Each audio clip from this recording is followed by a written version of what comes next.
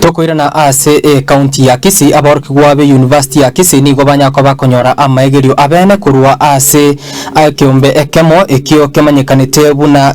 Youth Fund 1 ase county ya Kisii nigo aboroki gwabo boigo banyako baku tebigwa banyako bagutumeka chinchere cyekerero ebikunyako bakwengendera ase ebiasara byabo nigo omuteniri ase department ye biashara we university yo nigo nyako bagotabuna nigo bagochikonyako bakuagacha ase elio kubakonya aboroki gwa bali bakora amangana ne biashara ase university yo. Sisi kama idara ya biashara hapa Kisii tuko na chumba cha mafunzo ambacho kinaitwa Incubation Center. Tuko pamoja na collaboration ya Lake Region Economic Block, wanaleta hicho chumba hapa Kisii University ambacho tutakuwa tunatoa mafunzo kwa Lake Region mzima kutoka Kisii kufika Busia kufika Trans Nzoia. Sasa sisi kama walimu na wanafunzi wa Kisii tungependa tuungane na jamii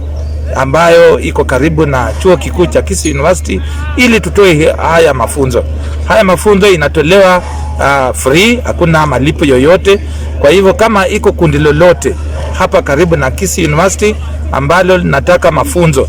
kama ni bookkeeping, kama ni business plan, kama ni starting small business, kama ni proposal writing, sisi tuko tayari kama idara ya biashara hapa Kisii University.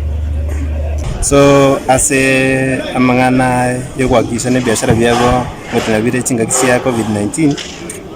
tuasemiria abasaye banyare ko embrace technology because biashara bingi byabeta affected mbiri gotegemea konye maseyemo